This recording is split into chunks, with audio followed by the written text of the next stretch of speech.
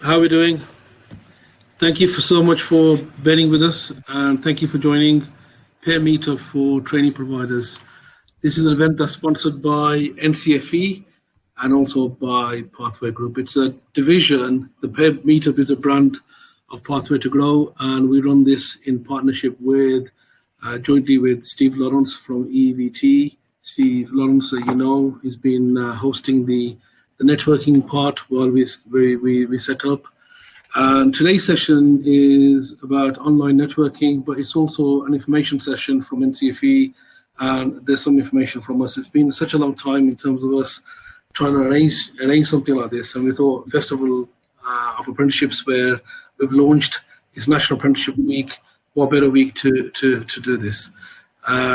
So some of you will know that the Pay Meetup brand we've been running for over 5-6 years now, and it's had a bit of a stop and start.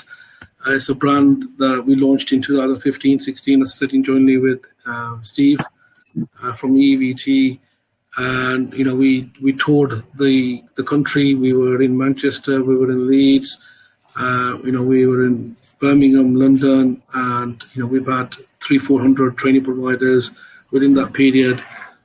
Managing directors, leaders within the sector,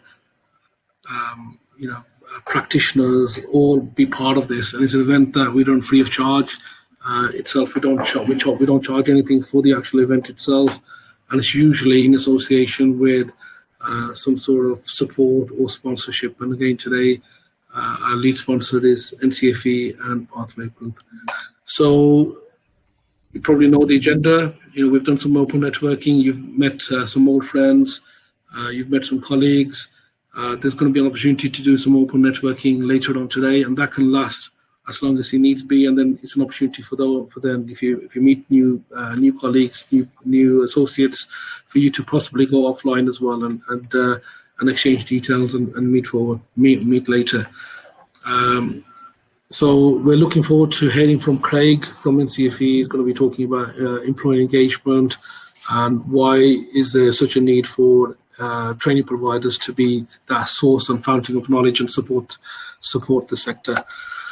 So some of it I've already covered in terms of the Peer Meetup brand and why we do this in terms of Claire working with our with colleagues from the sector, and why there is a need for networking per se. So again, all of these slides will be shared with all of yourselves, and why peer networking is different from your traditional networking, and it's about meeting people from our sector and talking shop really, as opposed to when you're in a room with other people from all sectors. You can specifically talk detail and talk about some of the concerns and some of the issues that we've got, and it is about collaborating, working together in partnership, and really supporting each other. And there is much of a bigger need now for us to do so. So why is there a need for training providers to connect, to collaborate, and learn and share even more so than before? And this is where my colleague Steve Lawrence will come in and assist me with this, because it's getting tougher and tougher. Yes. There's so much information out there, Steve. There's so much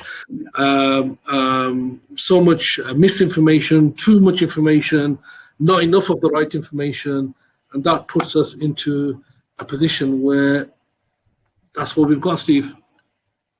I mean, in terms of things, I see a couple of different things from the peer meetup side. One is perhaps you can feel quite alone being a training provider, being the person, a training provider sounds fantastic, but sometimes it's a very lonely place. And sometimes you feel like, well, I'm not too sure about this, or I wonder if other people are having this problem. And it's like an independent way to sit down with your peers, hence peer meetup, to sit there and talk with people, and all of a sudden you find, yes, they've got the same problem as me, or yes, they've got the same solution, or yes, they've seen something and actually I could use that. That's a good idea. and it's about sharing. And many times you see different things.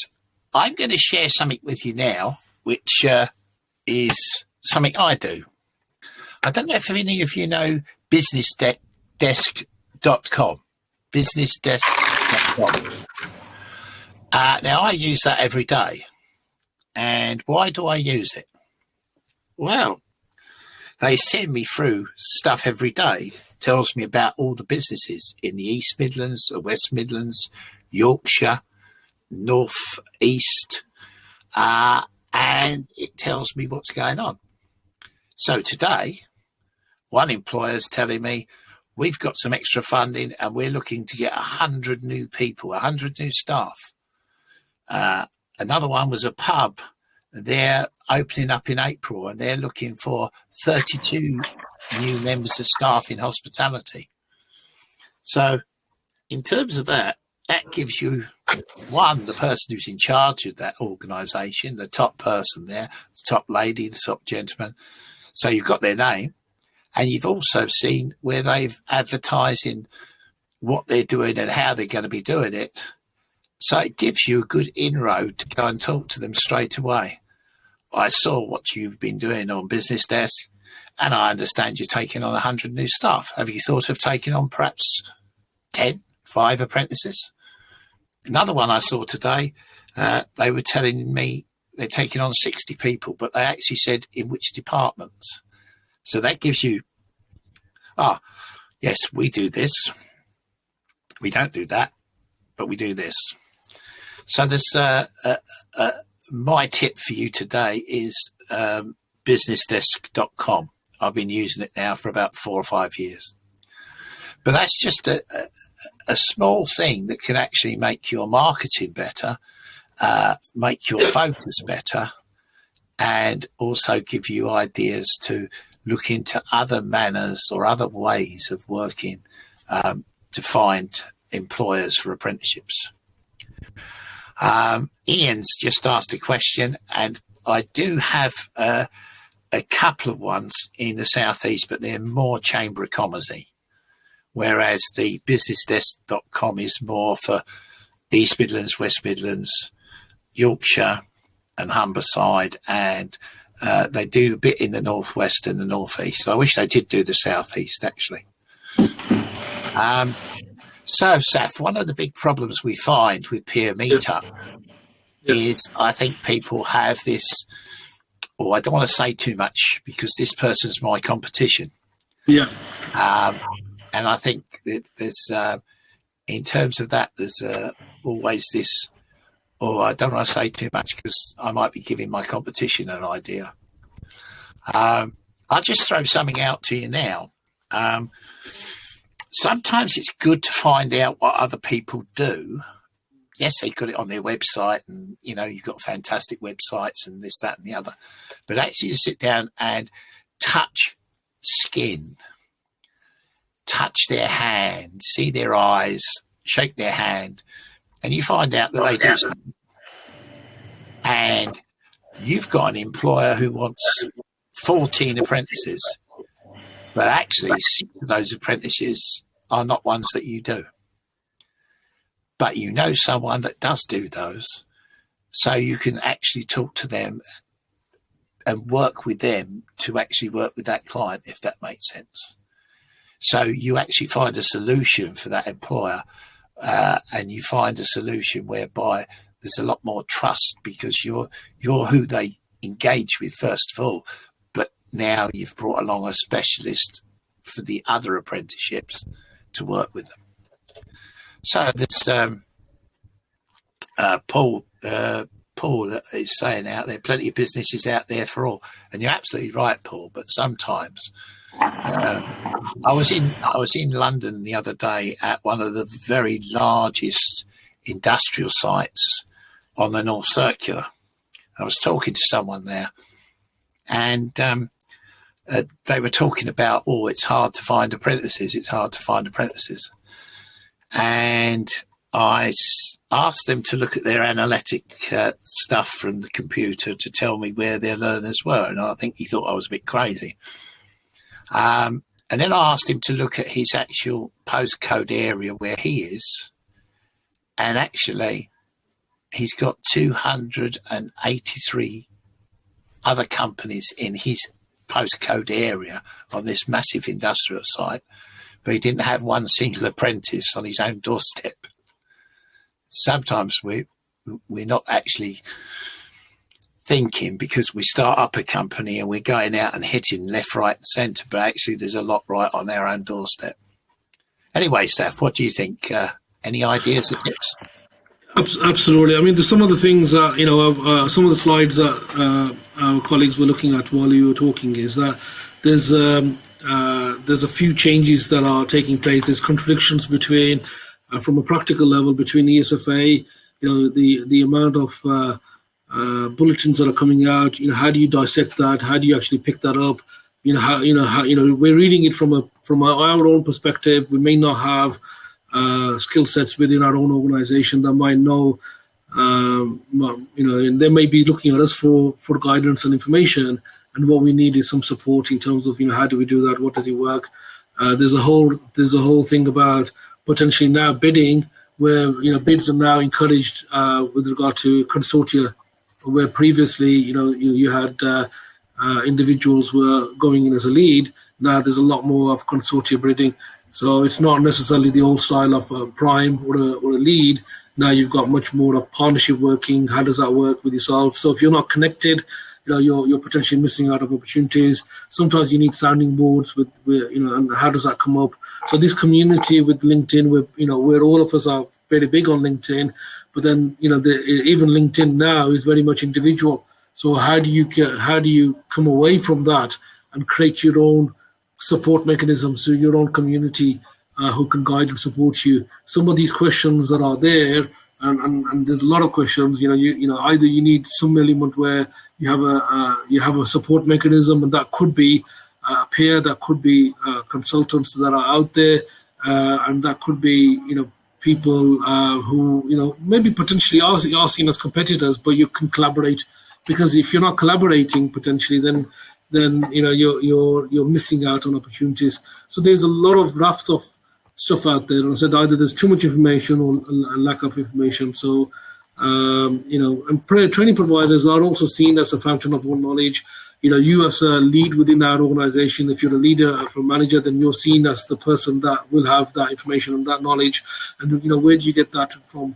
Because there's so much information out there, or sometimes finding the information you need sometimes is pick up a phone or have communication. So that's what it is about. We had a session at the beginning which was open networking, and we're going to have a session at the end, and that's where the real value is going to be. The real value is from you finding connections, talking to people. Some of them might be old colleagues and old friends that you've been in connection with, or you've seen them on LinkedIn, but you've never had that opportunity. And hopefully, even if you could come out from this in terms of having a conversation with a colleague or a friend or whatever, I think it's definitely worth doing. So from my perspective, particularly at the end, the open networking, please take part of that. Please have a look at that in terms of potential opportunities, and hopefully you'll have lifelong colleagues or people that you've met before that you can re-engage with, and that's where that is. So good afternoon, everyone. My name's Craig Miller, and I work for NCFE as a relationship manager within the endpoint assessment team. Just to give you a little bit of background on who I am and what my experience is, I've worked within the apprenticeship sector for just over 8 years now, starting off in sort of as a mentoring role for apprentices within employment locations, then moving on to actually delivering apprenticeships from a training provider perspective, and obviously now working at NCFE, supporting those who are delivering the apprenticeships in sort of getting those best outcomes for the apprentice and understanding assessment plan requirements and looking at sort of the end-to-end journey of the apprenticeship and providing guidance on how to get the best from those. Like Martin's just said, what we're going to be having a look at in this session is sort of how to engage with employers and how important that is in regards to the success of an apprenticeship.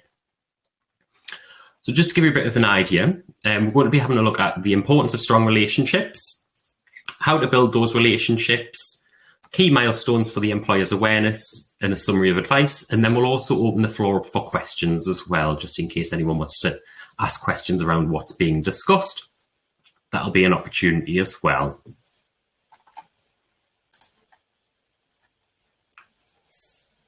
So, employer engagement has a huge impact on the success of an apprenticeship. If the employer is actively involved in that journey and the development of that person, the apprentice will commonly achieve higher grades across their apprenticeship and achieve better and develop more knowledge, skills and behaviours throughout that apprenticeship journey. So having that employer engagement throughout the end-to-end part of that apprenticeship is vitally important for the progress of that apprentice and the development of that apprentice and the opportunities and doors that that opens in the future.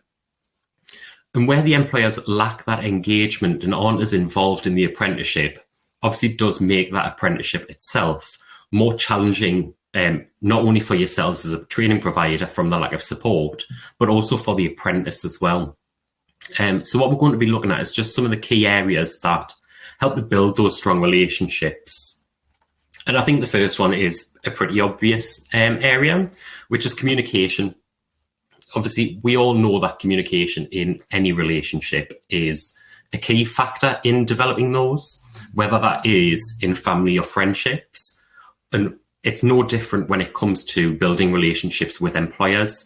That communication is a vital part of that relationship. Having that effective communication allows the employer to understand the requirements of that apprenticeship, understand what their purpose is in that journey. And I think one of the main challenges that people experience is employers don't always understand what they're meant to be doing to support an apprentice. And that's where sort of you communicating with that employer and having those conversations can help sort of enhance that apprentice experience and enhance their engagement throughout that journey. And I think one of the key things here is just about having several opportunities for conversations to take place. And what I mean by that is having sort of multiple access points, such as phone calls, emails, conference calls, those sort of things with employers, just to get that engagement and show that you are an open training provider who's happy to have those conversations and support that employer in delivering that apprenticeship, because the employers need that support. As Saf mentioned earlier, training providers are seen as the fountain of knowledge for apprenticeships. And yes, to an extent, training providers are those experts in those apprenticeships, but there are also going to be times that employers ask questions that you might not be fully certain on. So obviously in those situations, it's just taking those queries away and reassuring the provider that, reassuring the employer, that although you haven't got the answer then and there, you can get the answer for them. So it's important that they have access to those various communication methods so that they know they can get that support when it's required. Because you are seen as that fountain of knowledge, they will come to you with those questions to get that further understanding and see how they can better support their apprentices in their achievements. It also helps that with the employers feeling like they can reach out, because it's not uncommon that through no fault of the provider themselves, employers feel like they can't always reach out for support. And it's not because of any barriers that are put up from the training provider or anything like that. It's normally based upon sort of past experiences with other training providers, or just sort of feeling like they don't want to admit something is wrong or they don't know something. So they have that hesitancy about contacting for support. But by actively engaging that communication and opening those doors, it's making the employer clear that they can contact you for that support and they can gain advice and information from you to support that apprentice. When the communication's taking place, it's important that it's taking place with the right people as well. So it's important that at the earliest stage of the apprenticeship, you find out who you need to be communicating with in that employer. because it's no good communicating with the initial person that gets in contact if actually they have limited interaction with that apprentice, because they need to be aware of certain requirements, but it's actually that workplace mentor or line manager that would need to be aware of the apprenticeship. So it's having those meaningful conversations in the correct places as well. Because the right people need to know that information in order to enhance that apprentice's journey and development of their knowledge, skills and behaviours for the apprenticeship standard that they are undertaking. One of the other things that's just as important as the communication is that the onboarding and induction process of the apprentice, because this is the stage where you can set expectations of everyone involved. If they're not set at this stage and the employer's not made aware of their responsibilities in regards to the apprenticeship, you will have difficulty later down the line in engaging them and getting them involved with what they're required to do. So it's important that those relationships in this early stage is sort of the crucial part of that apprenticeship journey to get that point across as to who is sort of responsible for what area. By having this effective induction and onboarding process, it provides the employer with all of that information at the start. And a lot of EPOs or endpoint assessment organisations will have support materials that you can use to support with that, and information, advice and guidance documents that you can use and utilise within those early stage meetings to help the employer understand the requirements of that apprenticeship and what that apprentice is expected to go and be doing over the course of that 12, 18, 24 months. And it also provides the employer sight of what they're responsible for as well. So if they need to take part within reviews, for example, you're setting that out from the start. If they need to produce certain evidence to support that apprentice's achievement, again, they're aware of that from day one.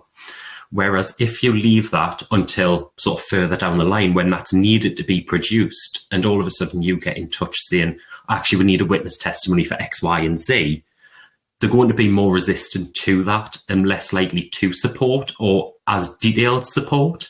Whereas if you've communicated that right from the outset and they're expecting to have to do that piece of work, then what you've got is an employer who's engaged and proactive with that endpoint assessment requirement.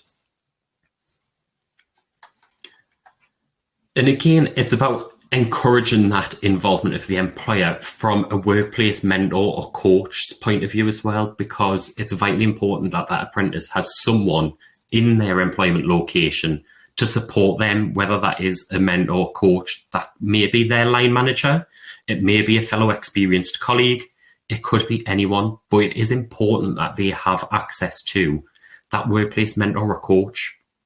And the purpose behind that is, as the training provider, you are there to ensure that the apprentice is developing their knowledge and implementing those skills and assessing the implementation of those skills.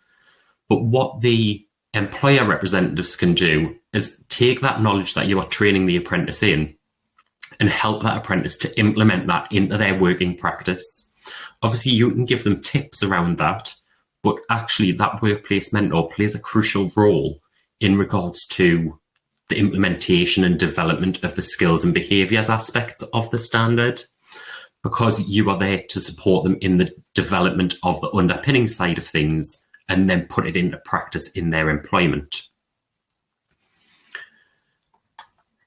In regards to the knowledge, skills and behaviours that were discussed there, the apprentices might not necessarily have the perfect role to demonstrate all of those. And having that conversation at this early stage allows the employer to be aware, right, so actually, in regards to this standard, the apprentice doesn't currently do this within their role. However, what we can do is provide them with this opportunity by asking them to do this activity. And that'll then allow them to demonstrate the competencies in that area as well. Whereas if that's picked up later down the line, that actually 9 months into the apprenticeship, the apprentice doesn't do this, then actually the apprentice is going to be more reluctant to sort of allow them the opportunity to develop that knowledge, skill or behaviour. Whereas if that's highlighted as a risk right at the start of the apprenticeship based upon your skills scan and conversations with the apprentice, then actually the employer is going to be more engaged to allow the apprentice that opportunity to develop, and be aware of what adaptations they might need to make to that apprentice's role to support them in developing the full breadth of the standard. And just like the KSBs, it's also important to discuss that endpoint assessment. At NCFE, what we always say around apprenticeships is start with the end in mind, because the endpoint assessment is that ultimate goal. That's where you want to be. That is your ultimate plan, is achieving that apprenticeship, is completing that endpoint assessment successfully. So it's important that when you're in those early stages, you discuss that endpoint assessment, because that is the ultimate goal, like I say, and what you are doing throughout the duration of the apprenticeship is setting little goals and little training tasks to ultimately achieve that end point. And it's important to start with that endpoint assessment in mind and think about what assessments that apprentice is going to be undertaking and how they're going to be sort of assessed within those methods, and thinking about how can you embed that within their on-program learning, and how can that employer support with that. So whether they have an interview, for example, as part of their EPA, discuss that. The employer can conduct sample interviews with the apprentice and discussions and ask them more formal questions in a more formal environment, just to prepare them for that assessment when it comes. And by having those conversations again early on, it just helps the employer understand what they can do as a provider of support for that apprentice in regards to the apprenticeship journey and the achievements of that apprentice. And then early engagement. So this is touching upon what I was just saying there around having the end in mind. And it's beneficial that that end point is the early stage conversation, really, and that you use guidance materials that are produced by the allocated endpoint assessment organisation to support those conversations. So, for example, at NCFE, we produce things like solution briefs, why NCFE, and things like that for the different apprenticeship standards. And they are just small documents rather than the assessment plan, which is obviously quite a lengthy document. The solution briefs are just a brief couple of pages just to highlight those. And other endpoint assessment organisations will have similar documents that are available. So utilise those in those conversations just to inform the apprentice what's happening in the employer. And then it's also about the inclusion. So including the apprentice and employer throughout that full journey, making sure that they're taking part in conversations that need to happen, such as those reviews, which also leads into the check-ins as well. Because it's important that those open communications take place and provides yourselves, the employer and the apprentice, with that opportunity to discuss any specifics in regards to that apprentice's development. And if they are facing any challenges or there's any difficult situations that have arisen throughout that period of review, then obviously you can work with the apprentice and employer to support them in that workplace environment to achieve. And that may be that actually you need to have a conversation around potentially allowing the apprentice access to other responsibilities to demonstrate those. We know that employer locations can massively vary. So someone doing one role in one employment can be doing something completely different in another. And it's important that the apprentice sort of has access to that full breadth of the standard. And obviously those reviews are part of the ESFA requirements anyway, so they must take place. And that's where, like I say, you can request further employer involvement, or the employer involvement can gain support from you as well, because that's the way that this relationship works. It shouldn't just be sort of you doing all the training and the employer sort of just sitting back in a sense. It needs to be active participation on both sides of the apprenticeship, because the employer is vitally important in that success. And like I mentioned earlier, where employers are involved in the apprenticeship programme and the delivery, the outcomes of the apprenticeship are much better than sort of where the employer hasn't engaged and hasn't supported the apprentice as much. So it's important that that conversation takes place as early as possible. what you'll notice is that basically everything we've discussed is all centered around communication, which is obvious because communication is that key part of a relationship. But it's important that those other areas are also done, such as that effective onboarding process, because it provides that employer the right information at the right time. And just have a quick look at sort of the importance of the strong relationships with the employers. So obviously open communication is important, and by utilising those tips to build the stronger relationships, employers do feel more able to have that open conversation and will engage within the apprenticeship journey. It enables them to feel like if they do have a query or a concern or they're facing any challenges, that they can come to you as the apprenticeship provider and ask for experience based upon that situation. It also enhances the trust and confidence within you. So the employer, by having that communication and by you being there for support and being able to answer their questions and provide them with the guidance, helps build their trust and confidence in you as a training provider, and means that they feel more confident that you are the right person to support their apprentices because you are actively engaging with them as well. Having that confidence throughout the journey then again leads to successful outcomes for the apprentices and helps keep them involved throughout that journey. And it also helps increase the awareness of the apprenticeship requirements.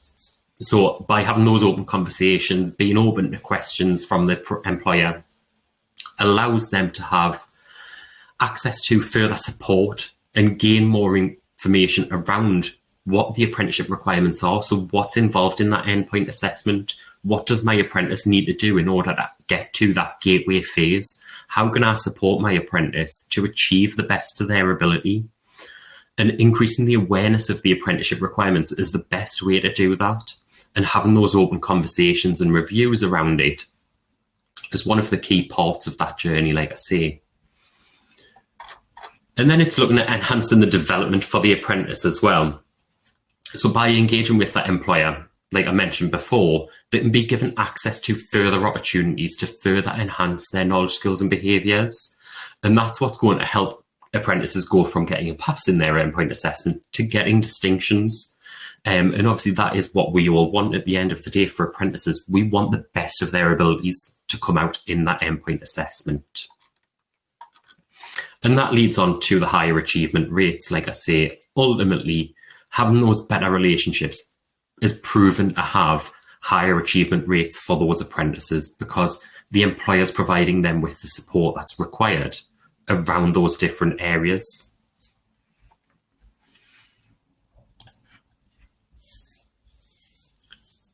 And just some of the key milestones for awareness really is just around sort of the onboarding and induction process, as I've mentioned earlier, those review periods, completion of on-programme requirements. So the employer and apprentice should be aware of roughly when do we think that these apprentices are going to be completed their on-programme requirements. So if they've got a diploma, when's that expected to be finished? When are they expected to complete their functional skills? When are they expected to complete any other sort of additional qualifications, such as safeguarding, paediatric first aid, whatever that may be, when are they expected to achieve those as well? It's important about the employer contributions for EPA, such as what I mentioned earlier. If they need to do witness testimonies or observations or anything like that, they need to be aware of when they're expected to take place. When are we meant to do these? Are these meant to be done straight away? Are these meant to be done 9 months down the line? They need to be aware of that so they can plan it. And like I said before, if they aren't aware, they're going to be more reluctant to take part within those. And then finally, it's the gateway meeting and the expected EPA dates. So the employer needs to be aware of sort of when the apprentice is expected to go through the endpoint assessment and have that gateway meeting and be declared ready. And then it's also important that they're aware of when the endpoint assessment is going to take place, and the assessment methods will be conducted so that they can make resource within their working environment for that. So if they need to have someone available to cover the apprentice, they can get that arranged. And it just means that it's having as little impact on the organisation as possible for the apprentice completing them.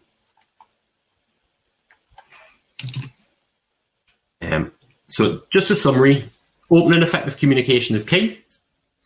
Arranging the check-ins with the employer during the apprenticeship delivery is vital, as it provides those opportunities to have those open conversations.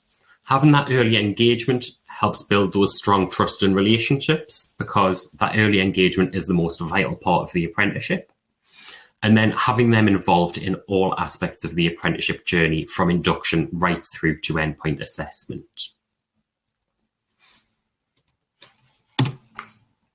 So I've just popped on about any questions or anything from that. And I can see that it looks like, I believe it may be Paul has just put in about setting expectations early, no nasty surprise for the employers. And that's exactly what we mean in regards to that early engagement. It's always better to be honest with the employer right from the go, because some assessment plans do require a lot of employer interaction, a lot of employer engagement, and a lot of employers to produce evidence to support the apprentice. So it's important that they're aware of that, because if further down the line you have to go to them and say, all right, well, I need you to do 2 observations, I need you to do witness testimony, I need you to do this, I need you to do X, Y, Z, they are going to be reluctant to do any of that. So it's important that you do have that sort of expectation set in session as early as possible throughout the journey. Craig, Steve here. Steve. What you've been through is all the great stuff, and that's fantastic. One of the things that I find that's happened recently due to COVID is we've had this sort of, a lot of small employers have taken on apprentices. Yeah. And one of the big problems that a lot of people are facing, and I've done quite a few Ofsted inspections over the last 6 months when Ofsted have been working. And they look at the mentoring side, which you did mention earlier on. Yeah. And one of the problems with the smaller organisations is who's going to be the mentor within that organisation. So in some cases, it's quite good to have, if you've got a small employer, someone within your own training organisation who can perhaps add value by being a mentor externally. And by that, I mean, if you've got a good governance committee and you've got external people on that governance committee, you could perhaps ask one of them to be a mentor to that person. Absolutely. You know, and they can link up with the employer and the learner and the tutor assessor type person. The other thing I was going to say was about Gateway. Yeah. And another problem I've noticed is if you've got a good apprentice, and I mean, you know, an apprentice who's really keen and really doing a lot of great stuff in their apprenticeship, and they're really flying high. There is a tendency sometimes for the employer to put more work onto that apprentice and to give them more and more work. And I think it's very key that Gateway is used to, if you like, not put the brakes on, but to check, like you were saying, about checking stuff, to make sure that they can review and go back and perhaps put them on a more focused pathway to that endpoint assessment, if that makes any sense. I don't know about your thoughts on that. No, absolutely. And I completely agree with what you're saying, especially in regards to the smaller employers. That is one of the challenges with working with smaller employers, is having those mentors available, because obviously they don't have as many employees. So it does provide its own challenges there. And that is where, sort of, from the provider point of view, you can review it internally and sort of see, what can we do? How can we support this apprentice with that achievement? Is there something that we can do, or someone we can provide to be that mentor, and have that conversation between yourselves and the employer as to the suitability of it? And I think what you were saying there as well, Steve, around the Gateway and sort of apprentices being given extra work in a sense because they're too good for in that respect, then yeah, it does absolutely happen. And I think that's one of the vital things when it comes to those review meetings that obviously I was discussing earlier, and sort of those check-ins. It's around sort of opening that conversation in those periods to sort of say, look, it's great that this apprentice is doing so well. And it's great that you want to give them these extra responsibilities because it means that they are doing exactly what they need to be doing. They're developing well and they're progressing with their knowledge, skills and behaviours. The downside of that, obviously, like you say, is the lack of, it means then they can't focus on those knowledge, skills and behaviours. They're then having to focus on other tasks and additional bits of information. And that's one of the challenges that would be discussed really within those sort of review meetings, and potentially a gateway when it gets to that stage is to, right, look, we need to strip it back. We need to focus on these areas because this is what the apprentice is going to be assessed against. And I get where employers are coming from when they do it, because they do want sort of, let's say, the money's worth out of the apprentice in a sense. And if they can do that job, why not let them do it and things like that. And I do understand that sort of mindset from an employer perspective, because if the apprentice is able to do it, why not let them? But at the same point, that only draws back on the apprenticeship, because then they're focusing too much on other things and not on those knowledge, skills and behaviours. Yeah. Thanks very much for that, Craig. I noticed Sarah was saying about her external mentors. Yeah. It's I think if you can look at those higher levels, obviously at the higher levels, it's really good to have a mentor that can give that value for money to that apprentice, if that makes sense. And at the same time, it also shows, if you like, value added, if you like, to the employer. Absolutely. Absolutely. It does. And it shows that if you're able to do that as a provider, it only enhances your reputation with that employer, really, because they are then more trusting, they have more confidence in you, and they feel like I mentioned before, you are the right person to support their apprentice in achieving, because you're able to go over and above in that support. And I think that's one of the vital things that employers look for is, what support can we get? What support can our apprentice get to develop those knowledge, skills and behaviours? And by providing that, I think it's, absolutely.